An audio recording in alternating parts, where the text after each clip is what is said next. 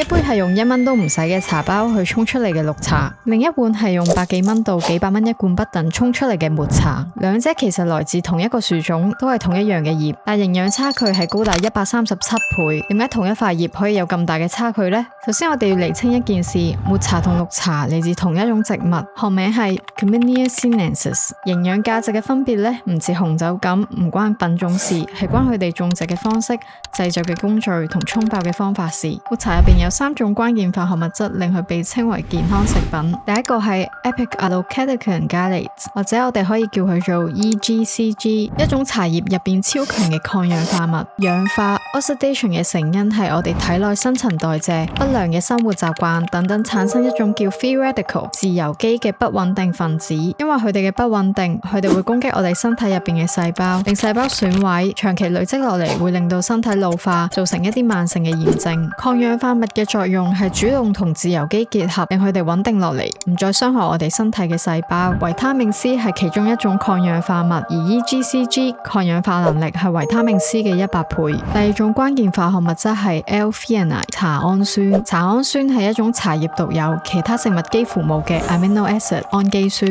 氨基酸簡單嚟講就係構成蛋白質嘅成分。唔同嘅食物或者我哋身體都有唔同類型嘅氨基酸。咁茶氨酸有咩用呢？當茶氨酸入咗我哋腦部之後，會令腦部發出一種平日只會喺我哋眯埋眼放鬆緊或者冥想先會出現嘅色綠，亦即係話茶氨酸可以喺我哋清醒嘅時候都觸發到平靜而專注嘅狀態。所以茶道有修心養性嘅講法，其實係有茶氨酸對大腦影響嘅科學根據。最後係咖啡因同茶氨酸嘅協同反應。抹茶入邊有咖啡因令我哋保持精神，但咖啡因嘅副作用係令我哋心跳加速，產生焦慮、手震。呢個時候茶氨酸就可以同咖啡因產生罕見嘅協同效應。咖啡因令你清醒，茶氨酸令你唔受咖啡因副作用嘅影響，保持一個清醒而平靜嘅狀態，而唔係好似飲咗咖啡咁亢奮但焦慮。除此之外，抹茶嘅咖啡因含量係咖啡嘅1半左右，所以當咖啡因效力減退，帶嚟嘅疲倦感反彈都會冇飲咖啡咁嚟得咁劇烈。咁點解抹茶營養含量高過綠茶咁多呢？答案係2樣嘢。第一個係食法嘅分別。飲綠茶嘅時候，我哋係掉走個茶包，好大部分嘅 EGCG 都係冇被吸收到。而飲抹茶，我哋某程度上係食晒成塊磨碎咗嘅茶葉，茶葉入邊嘅所有 EGCG 都會直接進入我哋嘅身體。呢個食法嘅分別係一碗抹茶嘅 EGCG 含量多過普通綠茶3至10倍嘅原因。如果對比一啲低質嘅綠茶茶包， EGCG 嘅差距更加可以高達137倍。第二個係遮光種植。茶樹嘅葉會利用陽光將茶氨酸轉化成苦澀嘅兒茶素。抹茶喺採摘前3至4星期進行遮光種植，令呢個轉化過程被打斷，大量茶氨酸就會累積喺茶葉入邊。綠茶嘅種植係冇呢個過程，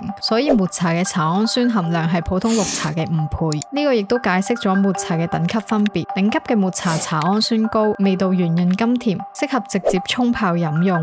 一壺抹茶茶氨酸相對低，苦澀味會多啲，更適合做 latte 或者 bakery 用，亦即係茶氨酸越高，可以理解為越高級。最後一點，抹茶對溫度非常敏感，而磨時係用低速慢磨，每小時只可以磨到30至40 gram， 因為高速研磨產生嘅熱力會破壞茶氨酸同 EGCG。同樣道理，沖泡時建議用70度至85度嘅溫水，而唔係100度嘅滾水。滾水會令苦澀嘅兒茶素大量釋放，蓋過茶氨酸帶嚟嘅甘甜，令成杯抹茶變得苦澀難入口。下次如果有人問你抹茶同綠茶有咩分別，你就可以同佢講，抹茶比綠茶多3至10倍嘅 EGCG， 多5倍嘅茶氨酸，仲有自然界罕見嘅協同效應。留言話俾我哋知你飲緊抹茶定綠茶，又有冇咩牌子推介？